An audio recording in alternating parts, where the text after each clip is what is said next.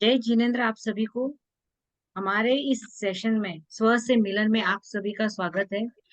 जो हम लोगों ने लास्ट सेशंस में अब तक देखा सुना कि क्या जो चमत्कार के बारे में हमें बहुत सारी जानकारी मिली, बहुत सारी ऐसी घटनाएं हमने देखी सुनी जो मामा जी ने हमारे साथ शेयर की। आज हम इसके साथ और भी बहुत कुछ जानने वाले हैं। मामा जी के साथ हम इसी चमत्कार को, अगर आपके भी पास ऐसे कोई कुछ सवाल है जो शायद अभी तक सुलझे नहीं है, तो आप मामा जी को पर्सनली या इसमें मैसेज कर सकते हैं। और हम चाहते हैं कि जैसे मामा जी ने बताया कि चमत्कार तो होते हैं, लेकिन हमें ये जानना है कि जो हम देख रहे हैं वो सही में चमत्कार है या हमारे साथ कोई खिलवाड़ कर रहा है। तो ये सब चीज से बचने के लिए, चमत्कार को और गहराई से जानने के लिए हमने ये सीरीज शुरू की है। तो स्व से मिलन में एक बार फिर से स्वागत है हमारे मामा जी का, अशोक जी कोठारी, जो हमें इसी चमत्कार के बारे में बहुत कुछ और बताने वाले हैं, जिससे हमें वो कहते हैं ना, हमारी जो भी जिज्ञासा है, जो भी हमारे प्रश्न है, वो बहुत सारी चीजें आज हम लोग यहाँ पे सॉल्व आउट करेंगे। तो आप लोग इसी तरह बनिए रहिए और आगे से आगे लोगों को जोड़ते रहिए, क्योंकि बहुत सारे सवाल कहीं ना कहीं सभी के पास होते हैं और वो सोचते हैं कि हम इसके जवाब कहाँ से लाए। तो हमारी ये कोशिश है कि हम जिनकी भी जिज्ञासा है इसके रिलेटेड, स्व से मिलन के रिलेटेड, क्योंकि चमत्कार इसके लिए किया है कि पहले हम सारी फेक चीजों को साइड में कर लें, क्या क्या जो हमारे साथ हो रहा है उसको समझने की कोशिश करें, और इसी सीरीज में हम स्टेप बाय स्टेप बढ़े। ठीक है। तो मैं आगे मामा जी को हैंड ओवर करती हूँ। मामा जी, जय जिनेन्द्र मामा जी। अब जो चमत्कार का विषय है इसे आपको कंटिन्यू करना है, और बहुत सारी चीजों सुनने के लिए हम सभी एक्साइटेड हैं। मामा जी। जय जिनेन्द्र। भविष्य और वर्तमान काल के सर्व क्षेत्रों के सर्व ज्ञानी भगवंतों को नमस्कार नमस्कार नमस्कार। आप सबके भीतर विराजमान परमात्मा को अत्यंत भक्ति पूर्वक अभेद भाव से बारंबार त्रिकाल नमस्कार नमस्कार नमस्कार। जय जिनेन्द्र सबको। एक छोटी सी कहानी के माध्यम से शुरू करते हैं। एक बाड़े में बहुत सारे भेड़ बकरियां वगैरह अंदर है और एक दरवाजा है। उस दरवाजे पर इस तरह का एक कुछ रुकावट डाल दी है, छोटी सी लकड़ी जैसी, डंडा जैसा, कि भाई न तो वो ऊपर से उसको जाना है किसी भेड़ बकरी को तो कूद के ही जाना पड़े, नीचे से नहीं जा सकते। तो अंदर से उनको बाहर निकालने की कोशिश की, तो नीचे से वो जाने लगे तो जा नहीं सकते, फिर ऊपर से जा नहीं सकते। फिर एक ने जंप लगाया, उस जंप को देखकर दूसरे ने भी जंप लगाया। इस तरह दो चार पांच वो जंप लगाते रहे और फिर उनको वापस रोक दिया। और जो वो रुकावट थी उस रुकावट को भी वहां से हटा दिया। तो भी जितने भी अंदर भेड़ और बकरियां थी वो सारे जंप लगा लगा कर ही जा रहे थे, क्योंकि उन्होंने पहले देख लिया ना, चार पांच जो गए वो सब जंप लगा के जा रहे हैं। उनको ये नहीं पता कि आगे से हमारी रुकावट दूर हो गई है, अब तो हम जंप लगाना कम से कम बंद कर दें। इस तरह की आज समाज में लगभग लोगों की आदत हो चुकी है कि हम रियलिटी को जानते हुए भी अनजान बन रहे हैं।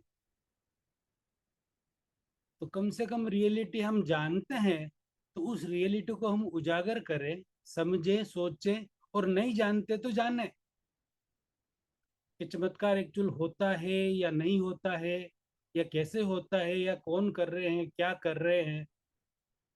उसको जान के सही तरीके से आगे बढ़ने की जरूरत है। और कोई भी चमत्कार करे उसमें हमें क्या फायदा, वो कुछ भी चमत्कार करे, ऊपर से राख गिराए या केसर के छींटे गिराए, उसमें हमें तो कोई फायदा है नहीं। तो उसके पीछे हमें लगने की लगभग इतनी जरूरत नहीं है मेरे हिसाब से। और चमत्कार से चमत्कारी कौन होते हैं? जिन्हें कोई चाह है, कामना है, लोभ है, लालच है, वही व्यक्ति चमत्कार से चमत्कारिक होते हैं। बाकी बुद्धिशाली व्यक्ति, समझदार व्यक्ति तो चमत्कार को नमस्कार नहीं कर सकते। साधारण व्यक्ति जो होते हैं वही व्यक्ति चमत्कार को नमस्कार करते हैं और उनके आगे पीछे घूमते रहते हैं। एक रियल में चमत्कार लगे वैसी घटना, ये चमत्कार भी होते हैं लेकिन हम नहीं कर सकते हैं। एक रियल घटना है, पंजाब की घटना है। एक जैन परिवार था एक सिटी के अंदर, और उस जैन परिवार में जब पर्युषण पर्व आया तो जैन परिवार ने कुछ साधना वगैरह शुरू की, तपस्या शुरू की। वह देखकर पास में रह रहे कोई पंजाबी परिवार, नॉन जैन है वो, नेबर है तो जनरली आसपास में क्या होता तो पता चलता ही है। तो पूछा कि भाई आप क्या कर रहे हैं? तो कि भाई हम जैन हैं, हम ये अट्ठाई होती है, 8 दिन का तप होता है, वो हम अट्ठाई कर रहे हैं। तो उन्होंने कहा कि हम भी करें क्या? आप करना चाहो तो कीजिए, हमें कोई दिक्कत नहीं। तो उनको पंजाबी के अलावा बोलना भी दूसरा नहीं आता था। बिना पढ़ी लिखी बाई थी वो, जो उनके जैन परिवार के पास में रह रहे हैं। उन्होंने भी जैसा इन्होंने बोला वैसा स्टार्ट किया। अब हम जो जैन हैं एक्चुअल, बस हमें तो वो एक ढर्रा जिसको कहते हैं, आदत खाली है, बस करना है, कर लिया। फिर और कोई भी काम कर रहे हैं, कहीं जा रहे हैं, आ रहे हैं, घूम रहे हैं, फिर रहे हैं, या घर में बैठे बैठे टीवी भी देख रहे हैं, कुछ भी कर रहे हैं एक्सपाइजेड। लेकिन मैं, उस समय की स्थिति ऐसी होती है कि एक्चुअल होना चाहिए अच्छी तरह से हम कोई धार्मिक क्रिया करें, पूरा समय हमारा 100% धार्मिक क्रिया में ही जाए, ऐसी स्थिति होनी चाहिए। तो वो तो लगभग किसी के घर में लगभग नहीं होती। तो उस बाई को जो बताया था कि भाई इस तरीके से तो करना है और इस तरीके से नवकार मंत्र का जाप करो, तो वो अनपढ़, कुछ जानती नहीं, फिर भी वो अपना जाप, सिर्फ एक लाइन बताया, नमो अरिहंताणम। तो नमो अरिहंताणम का जाप सिर्फ वो करती रही और 8 दिन ऐसे निकाल दिया। ऐसे करते करते उस बाई को फिर पारना किया, वो किया, उसको अच्छा लगा, मतलब बहुत ही अच्छा लगा वो सब करके। पूरे दिन वो मतलब नवकार मंत्र के जाप में ही रहती थी। तो उसने पूछा कि मैं ये इसको आगे और कर सकती हूँ क्या? तो जैन परिवार ने बोला आप जितना चाहे उतना आगे इस तरीके से पारना करके 15 कर सकते हैं, महीना कर सकते हैं, जितना चाहो उतना कर सकते हैं। तो उस भाई ने ऐसे कंटिन्यू और तपस्या आगे चालू रखी, और वो क्या, वही नवकार का जाप चालू रखा। तो कुछ टाइम के बाद अचानक रात को उनके स्वप्न में कोई देव आए। देव आकर बोल रहे हैं कि भाई आप जो ये कर रही हैं बहुत अच्छा कर रही है, हम बहुत खुश हैं, और हम आपको साक्षात दर्शन देने वाले हैं और आपको कुछ सिखाने वाले हैं, आप डरना मत, इसलिए हम पहली बार स्वप्न में आए। तो दूसरे दिन रात को वो देव आ गए साक्षात, क्योंकि भाई को पहले ही बोल दिया था कि डरना मत, तो डरने का कोई सवाल ही नहीं। और सामने आके बैठे, दर्शन किया। तो देवों की लैंग्वेज अलग थी, बाई की लैंग्वेज अलग। तो देवों ने बाई की लैंग्वेज में जाकर बात की और समझाया उससे कि हम आपको और कुछ ज्यादा सिखाना चाह रहे हैं, हम आपसे बहुत ही प्रभावित हैं। आप जो क्रिया कर रही है और जो ध्यान कर रही है, जो जप तप कर रही है साथ में, उससे हम बहुत ही प्रभावित हैं, इसलिए हम आपको आगे और कुछ सिखाना चाह रहे हैं अच्छी तरह से। तो वो आगे अच्छी तरह से उनको देवता रोज आकर नई नई चीजें सिखाने लगे। इतने प्रभावित हो गए, इतने प्रभावित हो गए, वो उसको कहीं भी ले जाकर जहां जहां दुनिया उसने नहीं देखी थी पूरे ब्रह्मांड में, वो सब चीजें वो देव उनको दिखाने लगे और उनकी सहायता करने लगे, हेल्प करने लगे। ऐसे करते करते काफी समय बीत गया, काफी चीजें उस भाई को देवताओं ने सिखाई। फिर ये सारी बातें उन्होंने अपने नेबर से की कि ऐसा ऐसा हुआ, तो वो भी आश्चर्यचकित हो गए। फिर वहां से वो लाडनू आए और आचार्य महाप्रज्ञ जी से मिले कि ऐसी ऐसी घटना हमारे साथ हो रही है।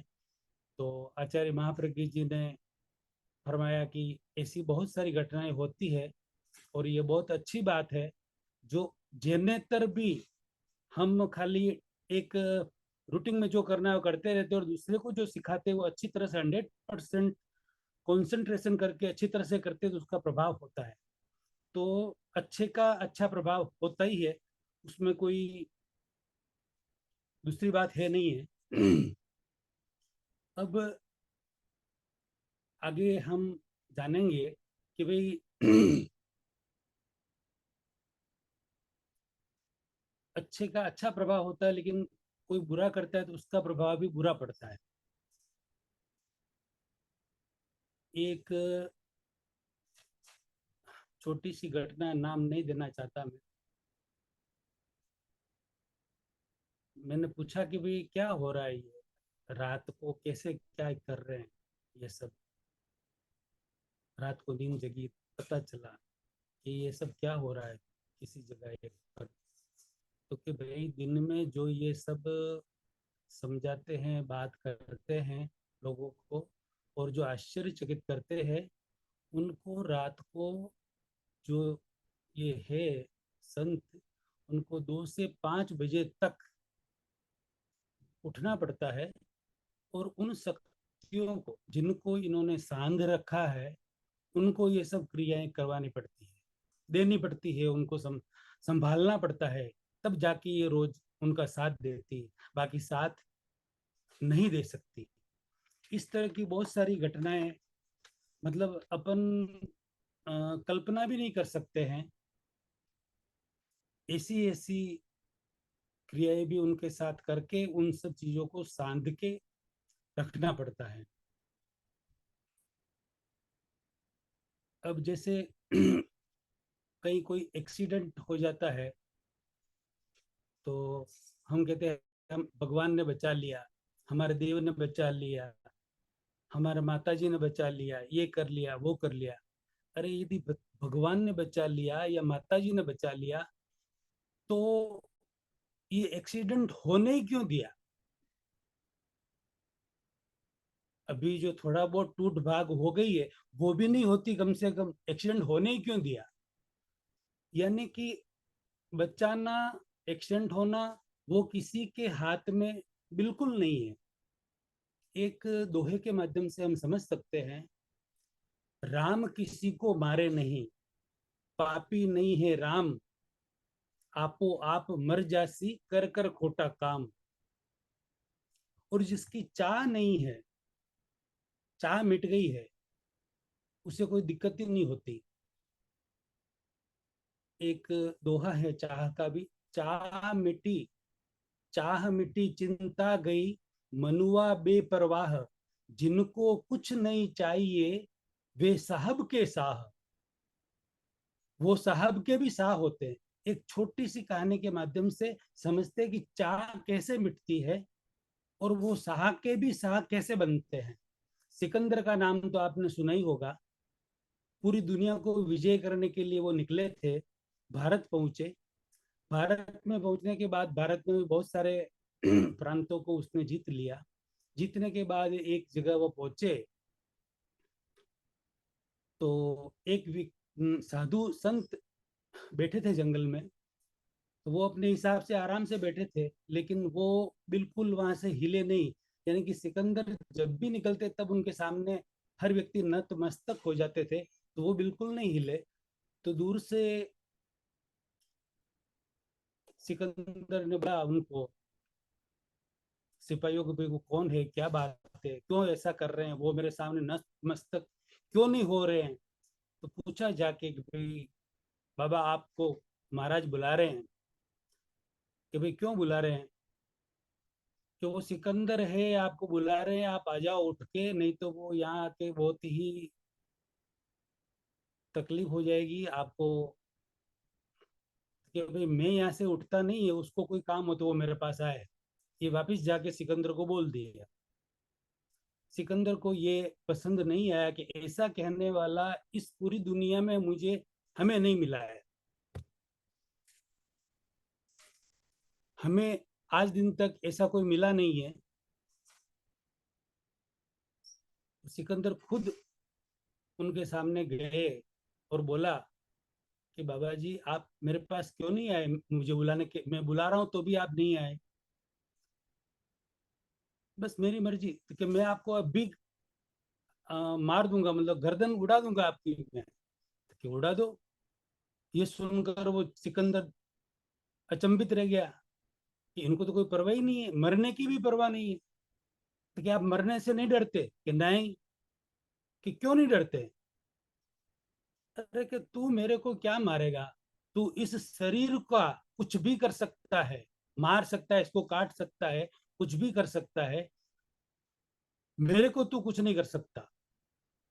तो मेरे को मतलब आप खुद ही तो है कि ये शरीर मेरा नहीं है, मैं आत्मा हूं, मैं अलग हूं। मेरा तू कुछ नहीं बिगाड़ सकता। जो जीव शरीर से निकल जाता है वो आत्मा है, मैं नहीं हूं। ये बात उसके समझ में आई। और वो सिकंदर पूरी दुनिया को विजय करने वाला नतमस्तक हो गया, उनके पैरों में गिर पड़ा। गिर के बोला हम मुझे माफ कर दो। और फिर बोला कि अब बाबा मैं आपकी क्या सेवा करूं? तो बाबा तो वहां आराम से बैठे हुए थे। उसको बोला कि तू यहाँ से उठ और थोड़ा दूर हट, तो ये सूर्य प्रकाश जो आ रहा है ना वो सीधा मेरे ऊपर है, बस इतना सा कर दे, तू यहाँ से चला जा। यानी कि जिनकी चाह ही नहीं है, किसी से कुछ चाहिए ही नहीं, वो किसी से डरे क्यों? क्यों डरे? किस बात के लिए डरे? मतलब चाह गई, आकांक्षा अपेक्षा गई, यानी कि सब तकलीफें मिट गई। इसीलिए किसी को कहीं भी डरने की बिल्कुल जरूरत नहीं है। हाँ, हमारे अच्छे या बुरे में निमित्त कोई भी बन सकता है। निमित्त कभी भी निर्दोष ही होते हैं। फिर एक पूछते हैं कि ये सुख और दुख कौन देते हैं? तो एक छोटा सा दोहा है मारवाड़ी में।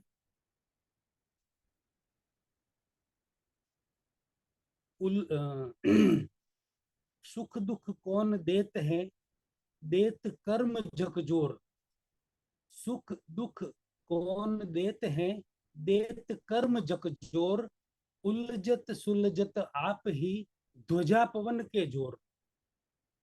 यानी कि जो मंदिर के ऊपर ध्वजा होती है, वह ध्वजा अपने आप पवन के द्वारा, हवा के द्वारा उलझ जाती है। और पवन के द्वारा ही, हवा के द्वारा ही वापस सुलझ भी जाती है।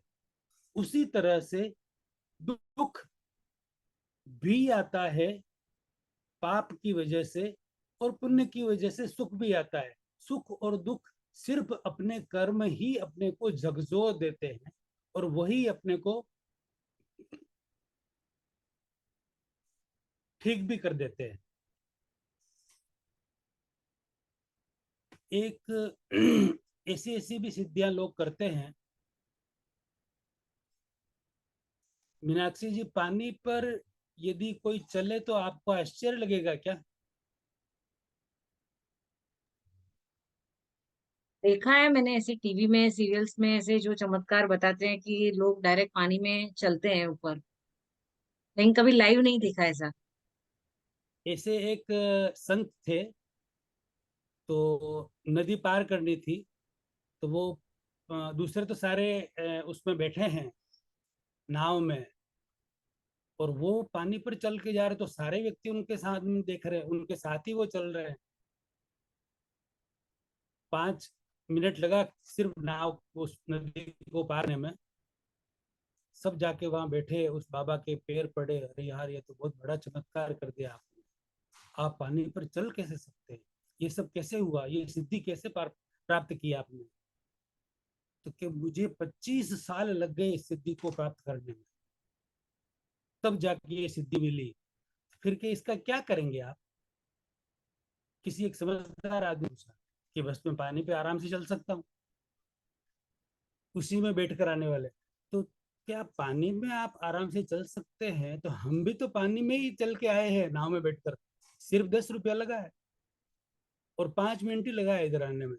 आपने 25 साल इस 10 रुपये के लिए और इस 5 मिनट की समय के लिए 25 साल बिगाड़ दिए जिंदगी के।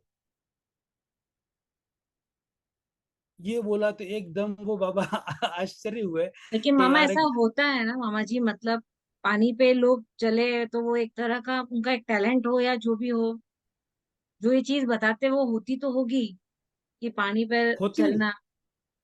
होता होता है ना, पानी में चलना होता है, हवा में उड़ना होता है, अदृश्य होना होता है, ये सब होता है, 100% होता है।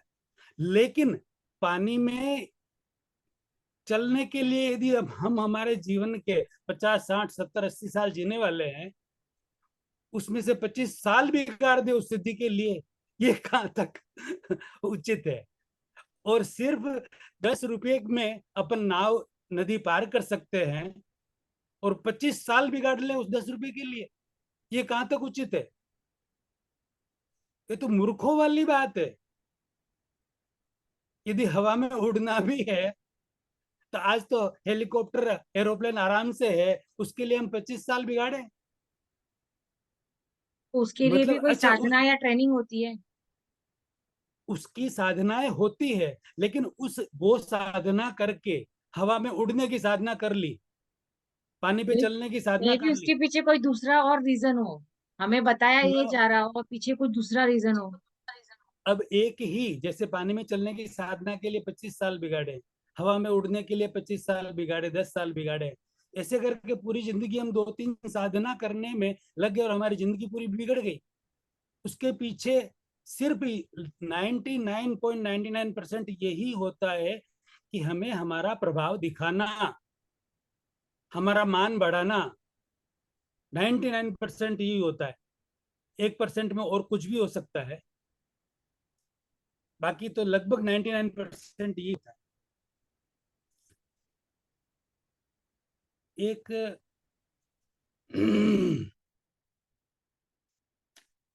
आनंद गण जी करके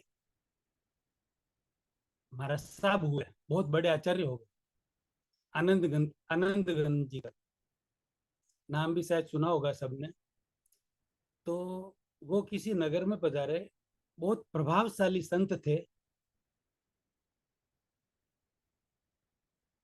राजा को पता चला कि आनंदगंज जी आचार्य नगर में पधारे हैं, बहुत ही प्रभावशाली संत है, हम भी उनके दर्शन करें। और वो जो भी आशीर्वाद देते हैं वो फलित हो जाता है।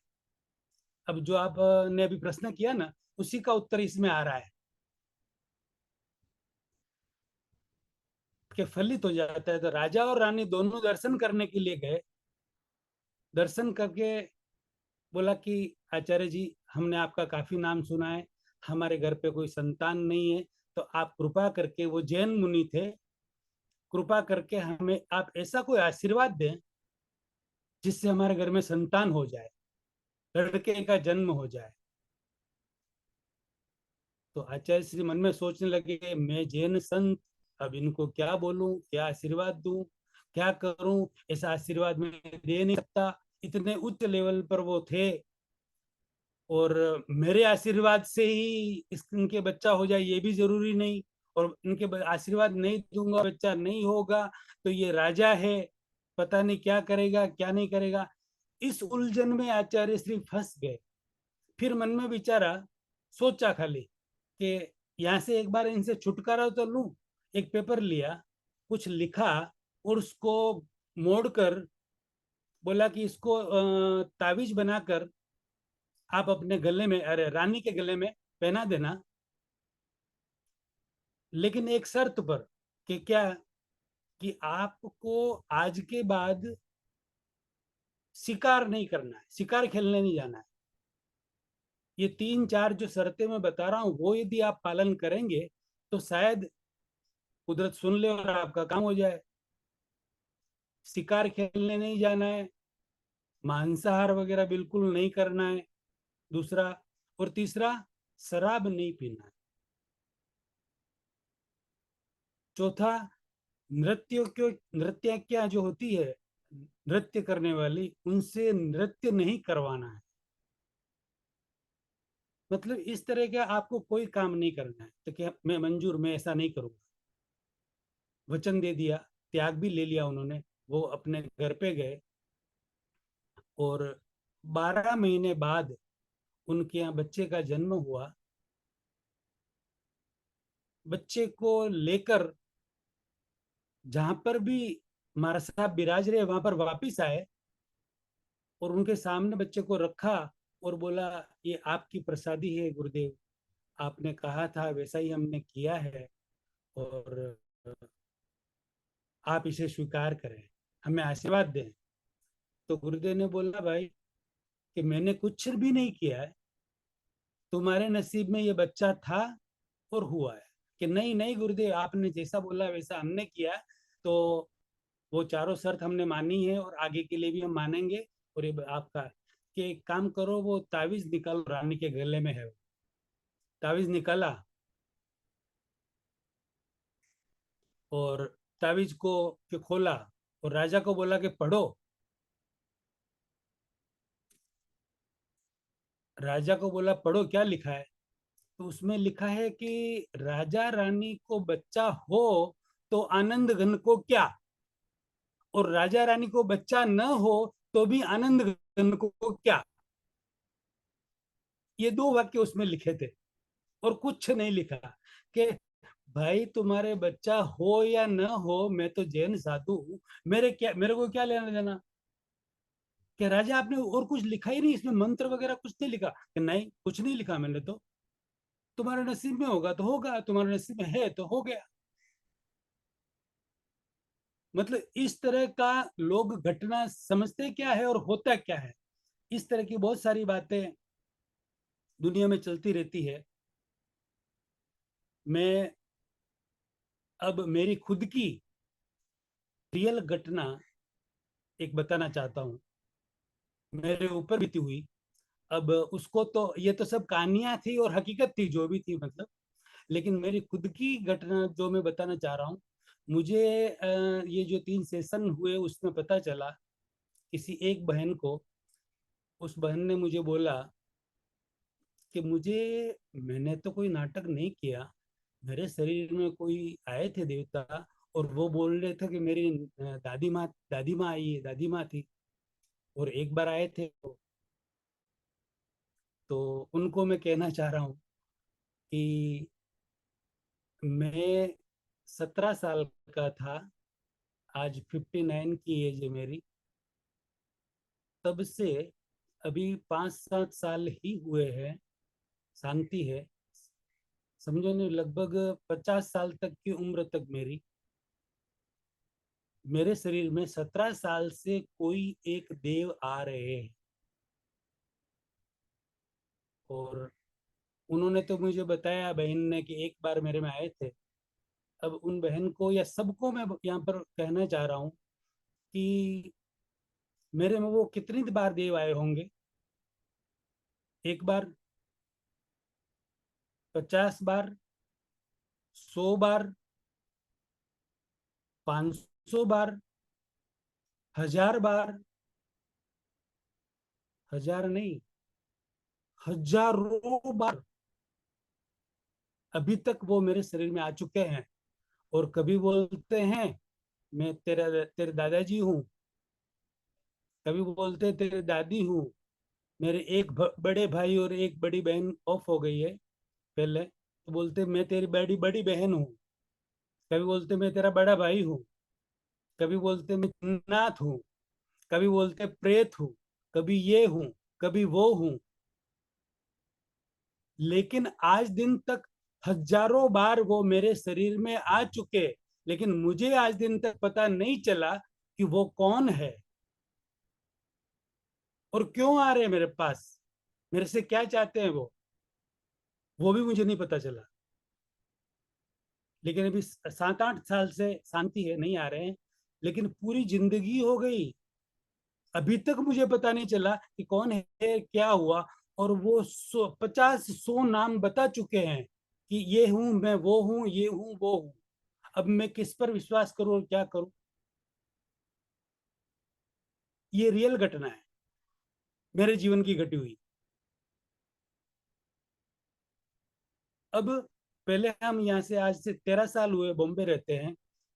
साल पहले अहमदाबाद रहते थे, मेरी पूरी लाइफ अहमदाबाद गुजरी है। अहमदाबाद में हम हमारे बंगले में, एक 25 साल से एक ही बंगले में हम 5 भाई रहते थे।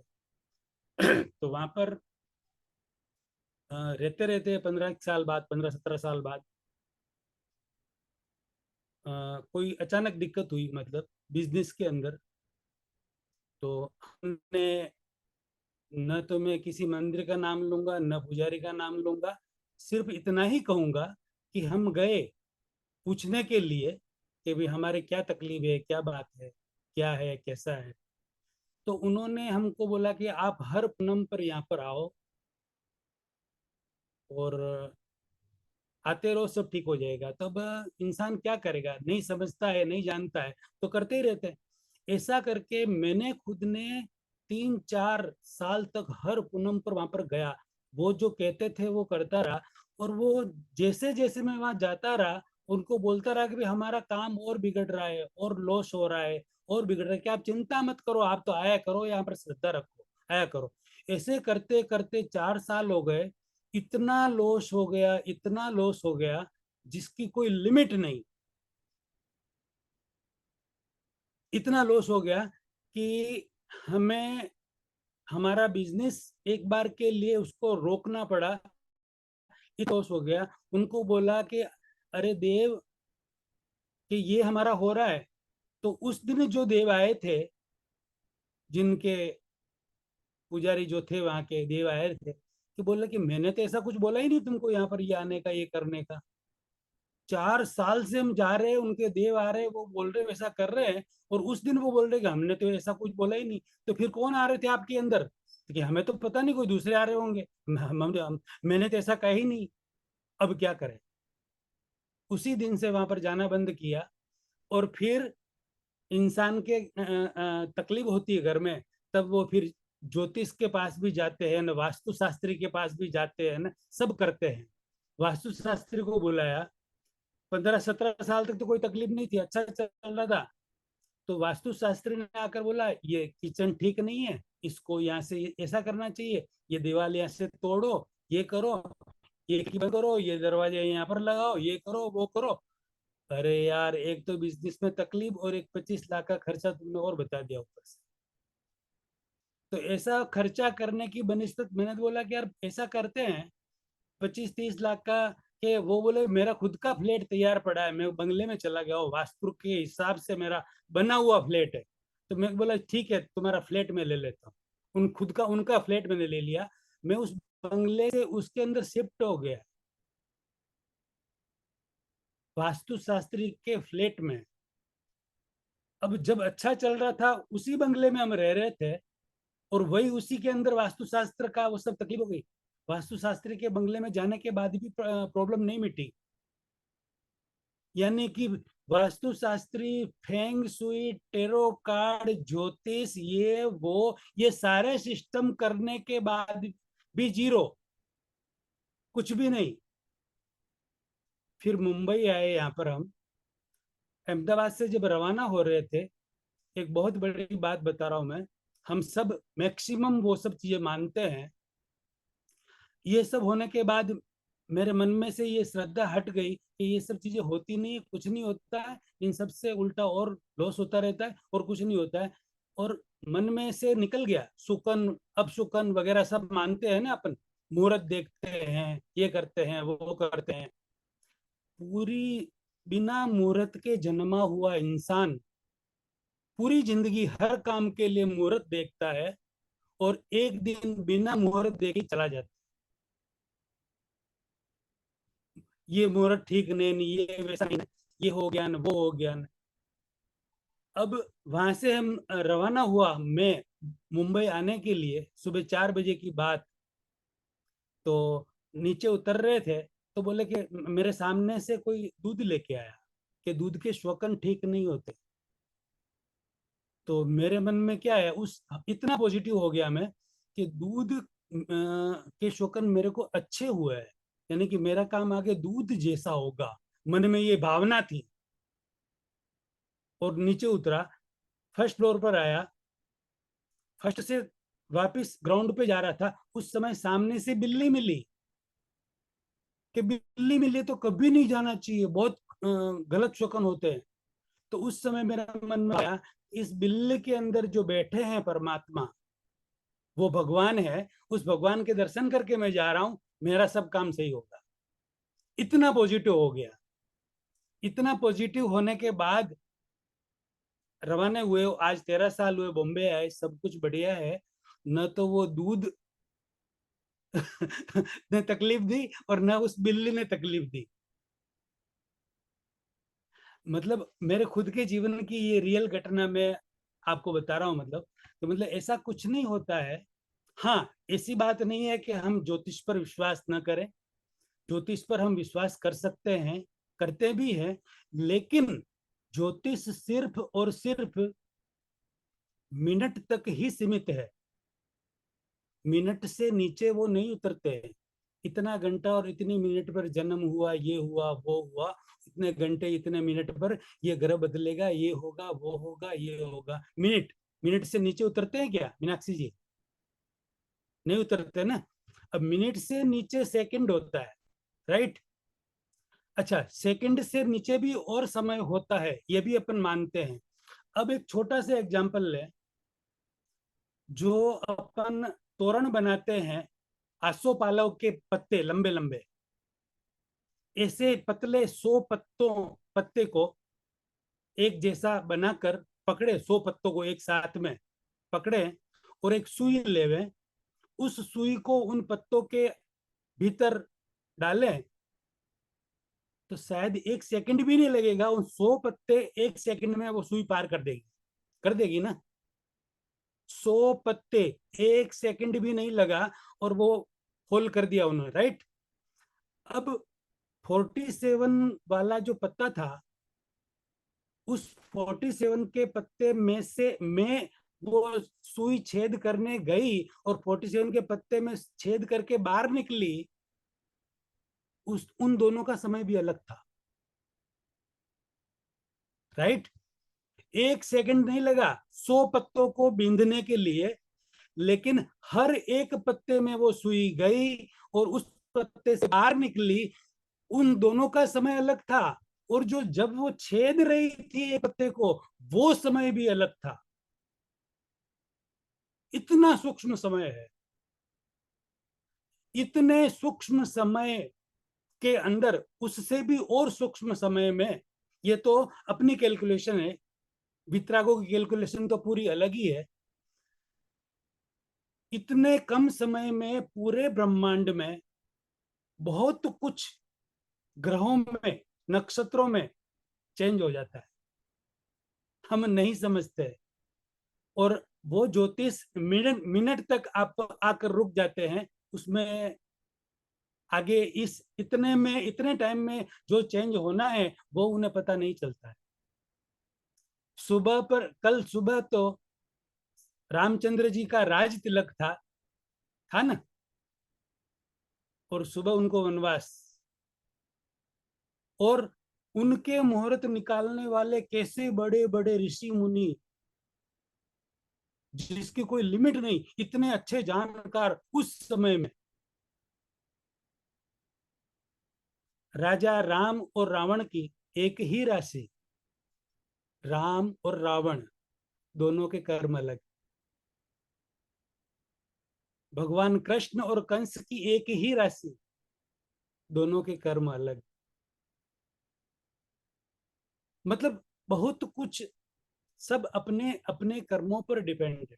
उसी के अनुसार सारे सहयोग मिलते हैं और सारे सहयोग बिगड़ते हैं। अभी यहाँ पर थोड़ा सा मैं ब्रेक लेता हूँ, और आपको मैं एक देता हूं कि आप अभी थोड़ा संभालो, और किसी को कोई प्रश्न हो तो प्रश्न करें, फिर थोड़ी बात और आगे करते हैं।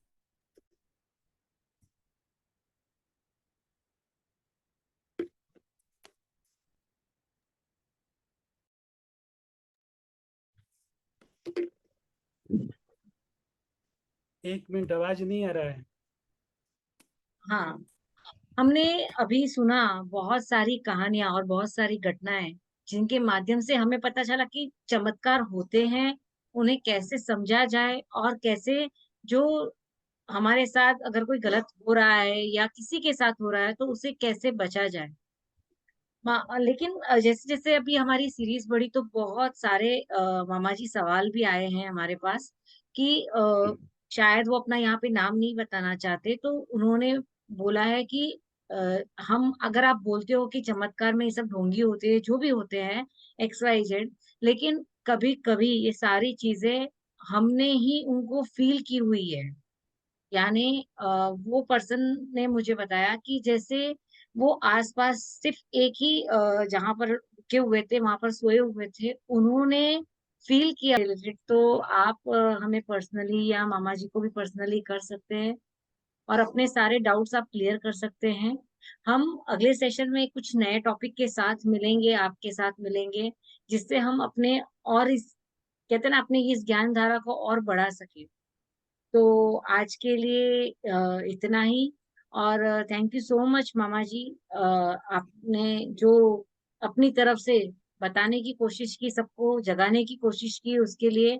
और आप सभी को जो भी यहाँ पर जुड़े हैं, उन्हें भी थैंक यू सो मच, क्योंकि जब तक हम सुनेंगे नहीं, समझेंगे नहीं, तो हम उस चीज को कभी जान नहीं पाएंगे। तो सबसे पहले उसे समझना बहुत जरूरी है। हाँ मामा जी। एक सिर्फ एक दो मिनट में लेना चाह रहा हूँ जरा। हाँ मामा जी। क्योंकि ये सेशन चमत्कार का यहाँ पर हो रहा है, तो सिर्फ लास्ट 2 मिनट के लिए जितने भी इस दुनिया में चमत्कार करने वाले हैं, मानते हैं कि मैं चमत्कार कर सकता हूँ, और करते हैं या करवाते हैं या अनुमोदन करते हैं, जो मैंने बातें बताई है इन 3 सेशन के अंदर, उनके दिल को कोई भी तकलीफ हुई हो तो मैं दिल से क्षमा चाहता हूँ। अपने आप पर न लें। और आप ऐसे, यदि आपके दिल के भाव है कि भी हमारा चमत्कार देखकर कोई मंदिर में आए या धार्मिक प्रवचन सुने, तो अच्छी बात है। लेकिन धर्म की ओर मुड़े, ये बात आपके दिल में हो तो बहुत अच्छी बात है, लेकिन उसके पीछे चमत्कार के जो भाव है, खुद की ख्याति बढ़ाना या मान बढ़ाना, वो गलत है। तो वैसे कुछ हो तो उसका आप प्रतिक्रमण प्रायश्चित करें। और मेरी ओर से कोई जो भी भूल चूक या गलती हो गई है उसके लिए मैं माफी चाहता हूँ। और सारे इस तरीके से देवी देवताओं के मंदिर वगैरह, या जो भी माता जी के मंदिर हो जिनके अंदर देवी देवता आते हो, या वो जो भी बात बताते हो, तो मैंने जो बात बताई है, मैंने मेरे अनुसार बताई है। आप अदरवाइज न ले, अपने ऊपर न ले, और आप अपना आत्म मंथन करे, अपने आप को पूछे कि मैं क्या कर रहा हूँ। यदि आप सही हैं तो जरूर जारी रखें, यदि आप गलत हैं तो तुरंत रोकें। दोबारा सबसे क्षमा याचना।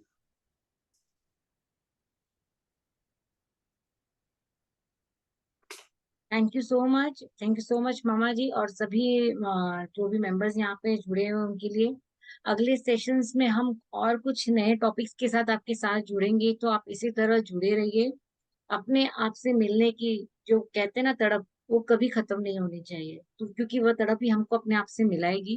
तो इस तड़प को जारी रखेंगे हम अगले सेशन के साथ। तो आज के लिए इतना ही। Thank you so much, thank you so much मामा जी। Thank you so much. Thank you.